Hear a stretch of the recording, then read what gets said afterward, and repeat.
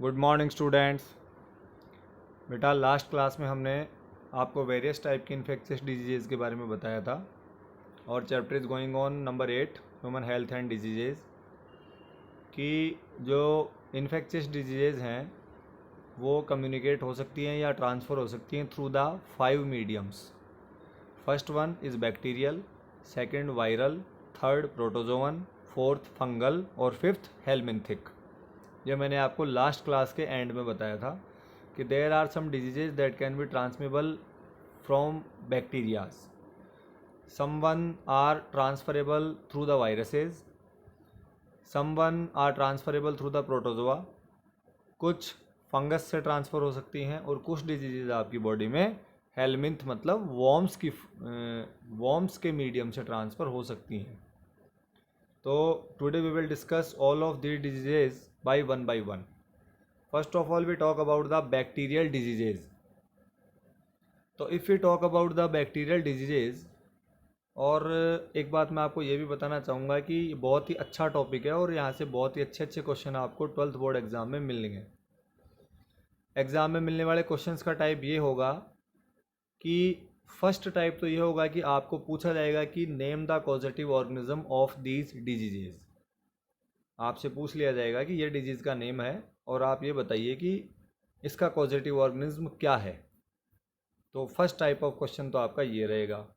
Second type of question इसका reverse हो सकता है, आपको पॉजिटिव ऑर्गेनिज्म का नाम दे करके नेम ऑफ डिजीज पूछा जा सकता है कि what disease can be spread through the salmonella typhimurium. ठीक है, मतलब आपको पॉजिटिव ऑर्गेनिज्म का नाम दे करके और फिर उस डिजीज का नाम भी पूछा जा सकता है। Another type of question is आपको किसी भी डिजीज का नाम दे करके उसके सिम्टम्स पूछे जा सकते हैं या सिम्टम्स दे करके रिगार्डिंग डिजीज पूछी जा सकती है कि these are the symptoms, sorry कि what type of disease in a patient if the symptoms are this. Okay, उसके अलावा आपको पूछा जा सकता है कि in this disease which organ is infect, कि हमारी बॉडी का इन्फेक्टेड ऑर्गन क्या होगा। जैसे मान लीजिए कि अगर कोई टाइफॉइड से सफ़र कर रहा है या कोई पर्सन टाइफॉइड से इन्फेक्ट है तो उसकी बॉडी में आपको क्या सिम्टम्स मिलेंगे, तो आपको सिम्टम्स याद रखने हैं। तो मैं आपको दोबारा से समराइज करवाता हूँ। Number 1, you have to learn causative organism of the disease. Number 2, spreading medium, कि वो डिजीज़ किस तरीके से स्प्रेड होती है, थ्रू द कंटेमिनेटेड फूड होती है, थ्रू द कंटेमिनेटेड वाटर होती है, थ्रू द डायरेक्ट कॉन्टेक्ट होती है, किस तरीके से वो डिजीज़ फैलती है। Number 3, symptoms of the disease. Number 4, infected organ in the body. और नंबर 5, प्रोटेक्टिव मेजर्स, कि how can we protect our body from that disease. Clear? तो now we will start. Number 1, typhoid. Simple बातें हैं, आपको clear cut याद रखनी है। Typhoid का पॉजिटिव ऑर्गेनिज्म होता है साल्मोनेला टाइफिमोरियम। बैक्टीरियल डिजीज तो है ही है, ये तो आपको याद रखना है कि typhoid is caused due to bacteria. ठीक है ना, बट बैक्टीरिया में भी कौन सी बैक्टीरिया से फैलती है? साल्मोनेला टाइफिमोरियम एक इसकी स्पीसीज होती है, उस बैक्टीरियल स्पीसीज से ये टाइफॉइड कॉज होता है। मोड ऑफ स्प्रेड होता है इसका contaminated food and contaminated water. मतलब अगर आपने कोई ऐसा फूड खाया जो ऑलरेडी साल्मोनेला टाइफिमोरियम से इन्फेक्टेड था, या कोई ऐसा फूड या कोई ऐसा वाटर सोर्स जो पहले से साल्मोनेला टाइफिमोरियम से इन्फेक्टेड था, अगर आपने उस फूड को इंगेस्ट किया या उस वाटर को आपने इंटेक किया तो your body can be infected from typhoid. ठीक है, फिर आती है बात कि infected organ in the body, कि if somebody infected from the typhoid, तो first of all symptoms will be appear in their small intestine. मतलब इन्फेक्टेड ऑर्गन आपका स्मॉल इंटेस्टाइन होगा, जो हमारी छोटी आंत्र है, वो छोटी आंत्र इस केस में इन्फेक्टेड होगी। और उसके बाद ये साल्मोनेला टाइफिमोरियम स्मॉल इंटेस्टाइन से थ्रू द ब्लड दूसरे ऑर्गन्स तक भी माइग्रेट करेगा। बट ये ज़्यादा इंपॉर्टेंट नहीं है, आपको इंपॉर्टेंट बात ये रखनी है कि infected organ is small intestine. In the case of typhoid, infected organ in human body is small intestine. Got it? Then we talk about the symptoms of the disease. कि अगर किसी पर्सन को typhoid हो जाता है तो उसकी body में हमें क्या सिम्टम्स देखने को मिलेंगे, या on what symptoms we can justify that that person is suffering from typhoid. तो सिम्टम्स आर, उसको कांस्टेंट हाई फीवर रहेगा, बॉडी में वीकनेस आएगी, स्टमक पेन होगा, लॉस ऑफ हेपेटाइट मतलब उसको भूख नहीं लगेगी, कॉन्स्टिपेशन मतलब उसको एक्सक्रेट डिस्चार्ज करने में प्रॉब्लम आएगी जिसको आप लोकल लैंग्वेज में कब्ज कहते हैं। और अगली बात, उसको हेडेक रहेगा। अगली बात, उसके इंटेस्टाइन में सूजन आ जाएगी, इंटेस्टाइनल परफोरेशन कहते हैं इस चीज़ को। और कुछ केसेज में सूजन इतनी ज़्यादा बढ़ जाती है कि पेशेंट की डेथ भी हो सकती है। I am revising again the symptoms. First of all, you know very well कि normal temperature of human body is 37 degree Celsius. 37 degree Celsius से इंक्रीज करके उसका टेम्परेचर पहुंच जाएगा 39 और 40 डिग्री सेल्सियस पर। मतलब उसके बॉडी का टेम्परेचर 2 और 3 डिग्री सेल्सियस इंक्रीज कर जाएगा तो उसको कॉन्स्टेंटली हाई फीवर फील होगा। सेकेंड सिम्टम, बॉडी में वीकनेस आएगी। थर्ड सिम्टम, स्टमक में पेन होगा। फोर्थ सिम्टम, उसको भूख नहीं लगेगी क्योंकि स्टमक में प्रॉब्लम है या इंटेस्टाइन में दिक्कत है तो लॉस ऑफ हेपेटाइट हो जाएगा। अगली प्रॉब्लम उसके कॉन्स्टिपेशन हो जाएगी। डाइजेस्टिव सिस्टम से रिलेटेड जो भी प्रॉब्लम्स हो सारी उसको होंगी। अगला सिम्टम, ब्लड उसका इन्फेक्टेड हो चुका है तो उसको हेडेक भी फील होगा। इंटेस्टाइन में परफोरेशन भी आएगा और कुछ केसेज में पेशेंट की डेथ भी हो सकती है। These are some symptoms regarding to the disease typhoid. Okay, अगला क्वेश्चन ये होगा कि name the test which are use to diagnose typhoid. आप अगर किसी डॉक्टर के पास जाएंगे तो वो आपकी बॉडी का ऐसा कौन सा टेस्ट करेगा जिससे टाइफॉइड उसको डायग्नोज हो। तो for diagnosis of typhoid the test will be of Widal test. ये बहुत इंपॉर्टेंट क्वेश्चन है। Widal test is used for confirmation of typhoid. इसके आगे एक आपको एक स्टोरी टाइप बात है कि मैरी मेलन नाम से कुक थी, एक खाना बनाने वाली थी जिसका नाम था मैरी मेलन। और वो मैरी मेलन टाइफॉइड से पीड़ित थी या इन्फेक्टेड थी। और due to the profession of cooking वो जैसे जैसे खाना बना बना के लोगों को सर्व करती गई तो उसने अपना typhoid through the contaminated food बहुत सारे लोगों तक पहुंचाया। ठीक है ना। और इसीलिए उसको हमने एक सरनेम दे दिया टाइफॉइड मैरी। ठीक है, दोबारा मैं आपको बताता हूँ। मैरी मेलन एक कुक थी और उस कुक को टाइफॉइड था। और उस कुक ने जैसे जैसे अपने हाथ से फूड बनाया, जो वाटर उसने यूज़ किया, जो फूड पार्टिकल्स उसने यूज़ किए, जो इंग्रेडिएंट्स उसने फूड के लिए यूज़ किए, उसने सर्व किया फूड, तो उसकी उसकी बॉडी से जो टाइफॉइड, जो साल्मोनेला टाइफिमोरियम बैक्टीरिया था, वो थ्रू द कंटामिनेटेड फूड और थ्रू द कंटामिनेटेड वाटर बहुत सारे लोगों को सर्व होता गया और उसने अपना टाइफॉइड बहुत सारे लोगों को दिया। और ये सारी स्टोरी है बिफोर टाइफॉइड डिस्कवर। ठीक है ना। और इसी के बाद टाइफॉइड की डिस्कवरी हुई और मैरी मेलन को टाइफॉइड मैरी का सरनेम दे दिया गया। तो these all were about the typhoid. I think you have not any doubt. If you have, contact me. Next our next bacterial disease is pneumonia. Very important. Pneumonia disease generally हमें बच्चों में देखने को मिलती है।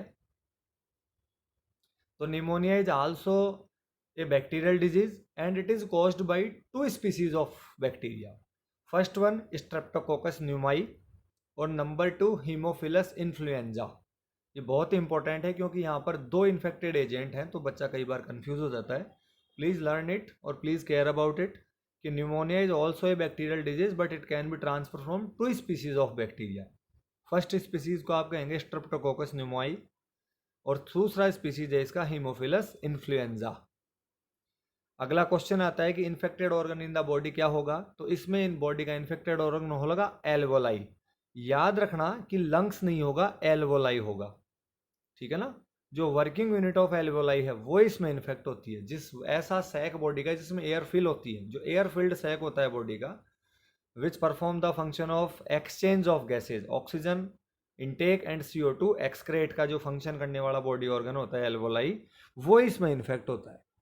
क्योंकि इसमें एल्वोलाई की जो एयर गेटिंग एफिशिएंसी है वो घट जाती है due to the filled with the fluid. जो आपकी एल्वोलाई है उसमें फ्लूइड फिल हो जाता है और फ्लूइड फिल होने से वहाँ पे रेस्पिरेटरी एफिशिएंसी जो है एल्वोलाई की वो घट जाती है, डिक्रीज हो जाती है। ठीक है। तो इन्फेक्टेड ऑर्गन इज एल्वोलाई। फिर है स्प्रेडिंग मीडियम, कि फैलता कैसे है।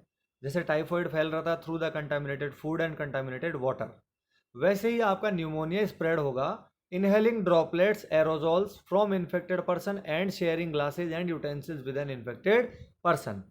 मान लीजिए कोई इन्फेक्टेड पर्सन है तो उसको स्नीजिंग आ रही है या उसके कोई भी एरोजोल्स स्प्रे वो एयर के अंदर अपने रिमूव कर रहा है, तो उसके आसपास में जो भी हेल्दी पर्सन हैं वो जब ब्रीथ करेंगे तो वो जो एरोजोल्स हैं, वो एरोजो ड्रॉपलेट्स हैं या एरोजोल्स हैं, वो उसकी बॉडी में इनहेल हो जाएंगे।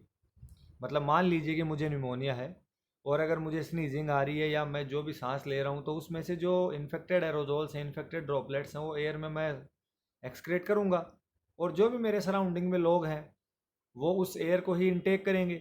तो through that contaminated air the aerosols can be transmitted to their alveoli also. ठीक है, पहला तरीका। और दूसरा स्प्रेडिंग का मीडियम है कि अगर मेरे यूज़ किए हुए कोई ग्लासेज हैं, कोई यूटेंसिल्स हैं, कोई भी डोर नोब है, कोई भी ऐसी चीज़ है जिसको मैं यूज़ कर रहा हूँ जो बार बार बहुत सारे लोगों के हाथों से गुजर रही है। मान लीजिए मैंने किसी ग्लास से पानी पिया और मेरे किसी दूसरे फैमिली मेम्बर ने उसी ग्लास को यूज़ किया, तो उसको कंटेमिनेट होने की पॉसिबिलिटी बढ़ जाएगी। क्लियर। तो ये इसके स्प्रेडिंग के तरीके हो गए। पहला है inhaling droplets aerosols from infected person और दूसरा है sharing glasses and utensils with an infected person. Got it. मतलब समझने की बात यह है कि if any person suffering from pneumonia तो आपको उसके जो यूटेंसिल्स और ग्लासेस वगैरह हैं वो आपको सेपरेट रखने हैं। उसके यूटेंसिल्स को आपको किसी हेल्दी पर्सन के साथ शेयर नहीं करना है और उन यूटेंसिल्स और ग्लासेस को आपको टाइमली सैनिटाइज, मतलब उनको आपको गर्म पानी से वॉश करना है या उनको आपको एल्कोहल बेस्ड सैनिटाइजर से साफ करना है। Got it. फिर हम चलते हैं कि what are the symptoms in the case of pneumonia. तो न्यूमोनिया के केस में आपको सिम्टम्स मिलेंगे फीवर, पेशेंट को चिल होगा, पेशेंट को कफ होगा, पेशेंट को हेडेक होगा और कुछ कंडीशन में पेशेंट के लिप्स और फिंगर्स ग्रे से ब्लूइश कलर में कन्वर्ट हो जाएंगे। जनरली हमारी जो फिंगर्स और लिप्स का कलर होता है वो ग्रे होता है, लेकिन वो ग्रे टू ब्लूइश में बदल जाएगा। It is also a symptom of pneumonia. Okay, अब हम चलते हैं वायरल डिजीज पे, है ना। 2 bacterial diseases are in NCERT right now. फिलहाल एनसीईआरटी 2 बैक्टीरियल डिजीज को कवर करती है।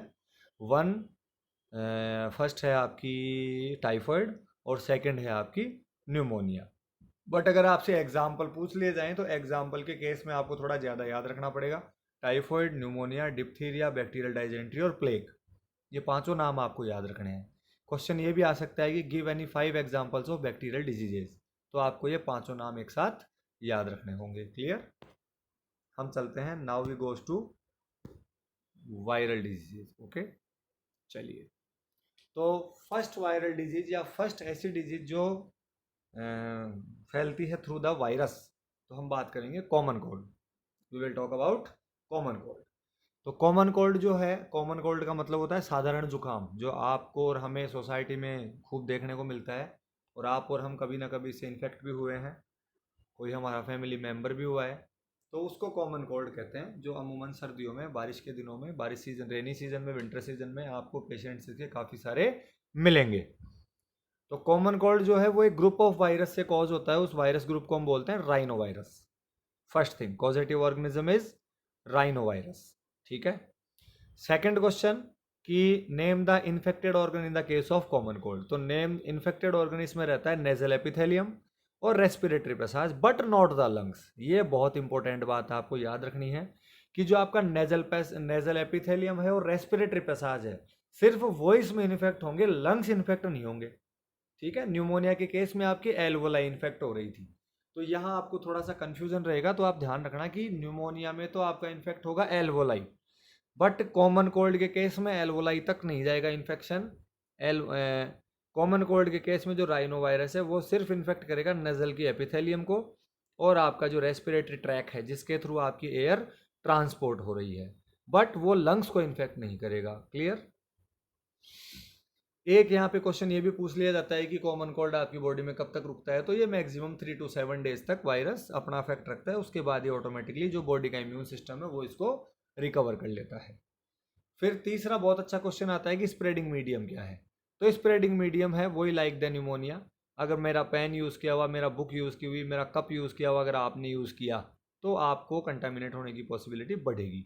और दूसरा वही सेम सिम्टम न्यूमोनिया की तरह है कि अगर मैं कफ कर रहा हूँ या मुझे स्नीज आ रही है तो जो मैं ड्रॉपलेट्स एयर में स्प्रेड कर रहा हूँ वो ड्रॉपलेट्स इन्फेक्टेड पर्सन से हेल्दी पर्सन को भी इन्फेक्ट कर सकते हैं।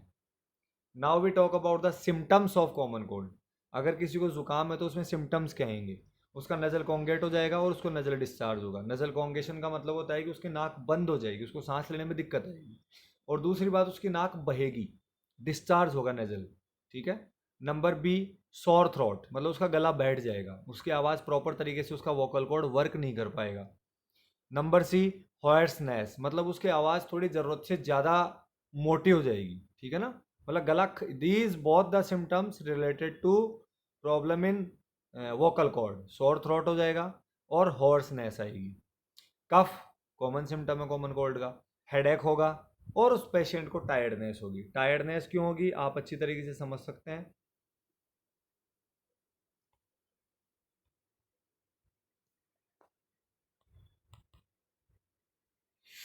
टायर्डनेस उस पेशेंट को इसलिए होगी क्योंकि जब उसको प्रॉपर एक्सचेंज ऑफ गैसेज, मतलब एक्सचेंज ऑफ गैसेज प्रॉपरली नहीं हो पाएगा तो बॉडी फूड को मतलब बर्न नहीं कर पाएगी। बर्न नहीं कर पाएगी तो वहाँ एनर्जी प्रॉपर प्रोड्यूस नहीं हो पाएगी, और प्रॉपर एनर्जी प्रोड्यूस नहीं हो पाएगी तो उसकी बॉडी टायर्ड टायर्ड फील करेगी, थका थका महसूस करेगा उसका शरीर। Okay, have a good day. इसके बाद हम बात करेंगे नेक्स्ट क्लास में। ठीक है। Have any doubt, ask to me.